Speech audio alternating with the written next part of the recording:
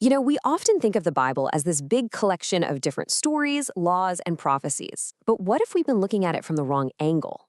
What if the main character isn't who we think it is?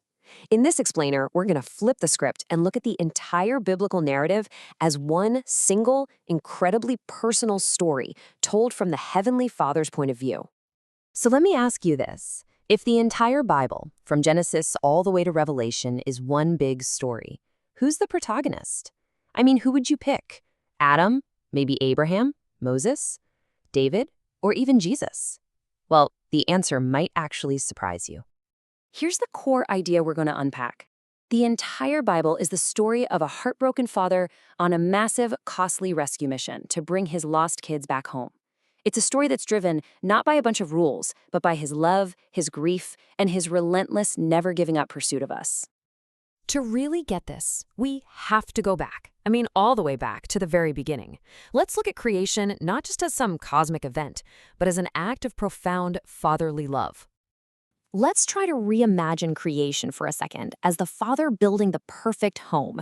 His original plan wasn't just to make a physical world, it was to create a family, a place of perfect love, total trust, where he could share everything that he is with the children he made to be just like him. That was the original blueprint for home. But of course, we all know that perfect home was fractured. This is the moment everything changed, the moment of separation. And when you look at it through the lens of that famous parable Jesus told, the prodigal son, the parallels are just, wow, they're so powerful.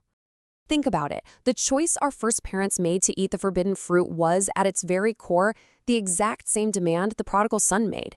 In both stories, it's a declaration of independence. It's saying, I don't want your loving authority. I'm going to do this my own way. This is the moment the children walk out the door and leave home. And yet, and this is so important, even in that moment of absolute heartbreak and judgment, the father's love doesn't just disappear. He provides Adam and Eve with coats of skin. Now, this isn't just a practical thing. It's the very first hint of a rescue plan, a covering that requires a sacrifice. So even as they're being sent away, the father is already setting a plan in motion to bring them back. What comes next is a long, and let's be honest, often painful period, the part we call the Old Testament. But if we look at it from the father's perspective, this whole era is the long, patient, persistent call to come home. All those laws, all those sacrifices, the voices of the prophets, they weren't just a random set of rules or angry warnings. They were all tools the father was using over and over again to try and get his spiritually wandering children to remember him, to turn around, and to just come back home. Listen to this. This is not the voice of some distant, angry king. This is the raw voice of a heartbroken parent. Through the prophet Hosea, we hear the father's own anguish. How can I give you up? You can just feel it. His heart is torn. His compassion is just overflowing, even when his kids are constantly rebelling against him. So this long period of calling, it all leads to the story's climax. The point where the father decides he's not just going to wait and call out anymore. He's going to act. This is what we could call the father's run.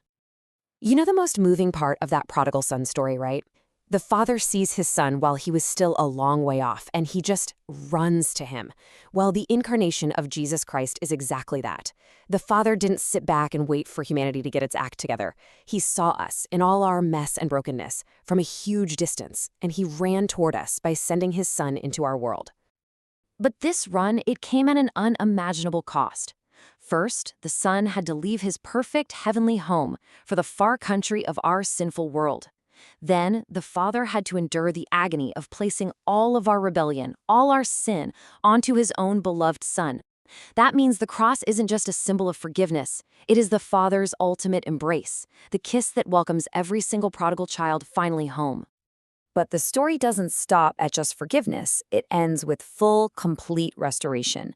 When the prodigal son comes home, he isn't treated like a servant. No, his identity as a son is totally and completely restored. In the story, the father gives 3 specific gifts, and each one is just packed with so much meaning. First, the best robe. That's the righteousness of Christ covering all of our shame. Second, he gets a ring. This restores our authority, and it's the seal of our identity as his children. And finally, shoes, a symbol that we're no longer slaves to sin, but free sons and daughters living in our Father's house. So, where is all of this heading? Well, the Father's story has a grand finale, a huge celebration that he has been planning from the very beginning. The whole story ends with a party, a massive party, the great wedding feast of the Lamb that we read about in Revelation.